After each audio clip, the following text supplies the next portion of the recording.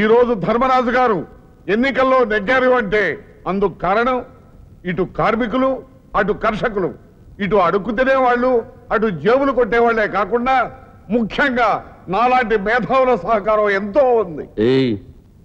Mic దొరికిందంటే చాలు మింగేస్తావు కదా. నీ మీటింగ్ ఎవ్వరూ వినడం లేదు. అందరి కళ్ళు మందు మీదే ఉన్నాయి. ఆపేస్తాను. అవేంటి? మీసాలు. ఎమ్మెల్యే నాకే లేవు మీసాలు, నీకెందుకు?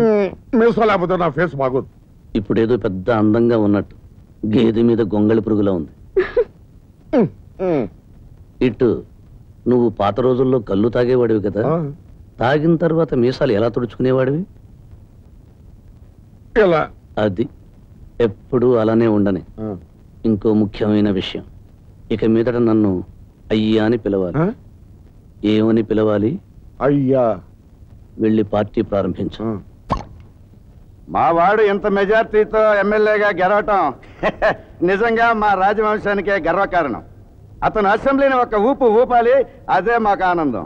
గోవిందం. అయ్యా. ఈ పార్టీకి ఆ రాజుగారిని ఎందుకు పిలిచానో తెలుసా? రాజుగారు కనుక.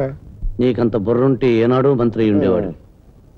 నేను నిన్ను మొట్టమొదటిసారి కలిసినప్పుడు నీకు ఒక బంగళా చూపించి అది నా సొంతం కావాలన్నాను, గుర్తుందా? అవును. అదెవరిది? ఆ రాజుగారిదే. ఆ బంగళాతో పాటు అతనికి ఒక కూతురుంది, అది నా పెళ్ళాం కావాలి. ఆ అమ్మాయికి కొంచెం దోషం ఉంది, పైగా వయసు కూడా కొంచెం ఎక్కువ.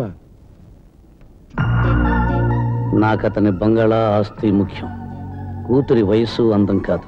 అది సరేనండి అయ్యా, ఆయన ఒప్పించటం ఎలా చెప్తా. నేను ఆ రోజుల్లో వేటకు ఎత్తిపోతల సంస్థానం మీదుగా వెళుతూ వీళ్ళ తాతగారిని పికప్ చేసుకునేవాడిని. అప్పుడు ఈ బాబు చిన్న చిన్న చెడ్డీలు వేసుకుని ముద్దుగా ఉండేవాడు. ఎవరు? ధర్మరాజు గారా? ఆయన గురించేగా రాజుగారు చెప్తోంది. ముసలాడు దారిలో పడ్డాడు, నాది రాజవంశం నమ్మేశాడు. వెళ్ళి మిగిలిన పని పూర్తి చేయి. ఒప్పుకుంటాడంటారా? ఇప్పటి వరకు నా అంచనా ఏది తప్పలేదు, ఇది కూడా తప్పదు. వెళ్ళు.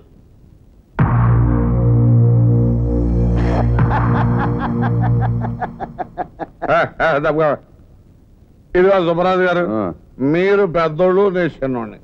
నేను మందులు ఏదైనా తప్పమాడితే మీరేమనుకోవద్దు.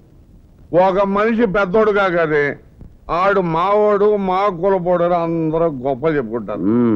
ఎన్నికల ముందు ధర్మరాజు గారు మీ ఇంటికి వస్తే మీరేం చేశారు? ఇంటి బయట నిలబెట్టి 300 అవన్నీ ఇప్పుడు ఎందుకండి? తెలుసు. ఈయన ఇచ్చిన 300 పోస్టులు దిగుతాడని బయట పెట్టి సరిపోలేదు. ఇప్పుడు ఆయన ఎమ్మెల్యే కాగానే మా ధర్మరాజు అని పౌడేస్తున్నారు. ఇదిగా ఇక్కడ ఇంతమంది ఉన్నారు, వీళ్ళందరి ముందు మిమ్మల్ని ఒక విషయం అడుగుతాను. అడగనా? అడగండి. మీకు ధర్మరాజు గారి మీద నిజంగానే అభిమానం ఉంటే మీ అమ్మాయిని ఆయనకిచ్చి పెళ్లి చేస్తారా? పెళ్లి చేస్తారా? తులసమ్మ తులసమ్మ అంటారేంటి? మీకు మంది ఎక్కువ తూగుతున్నారంటే ఒకటి ఇచ్చాను. అయినా ఏంది మీకు ఎందుకండి, ఇష్టం రండి. మీ అమ్మాయిని ధర్మరాజు గారికి ఇచ్చి చేస్తారా? మా అమ్మాయి జాతకంలో కుజదోషం ఉంది, అందుకే ఇంతవరకు వివాహం కాలేదు. మరి ధర్మరాజు గారు ఒప్పుకుంటారా? ఆయన ఒప్పించే బాధ్యత నాది.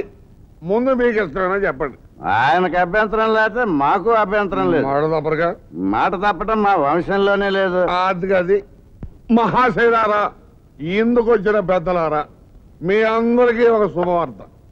శ్రీ సుబ్బరాజు గారు వారి ఏకైక పుత్రిక గాయత్రీదేవి గారిని శ్రీ శ్రీ శ్రీ ధర్మరాజు గారికి ఇచ్చి వివాహం చేయడానికి నిశ్చయించుకున్నారు.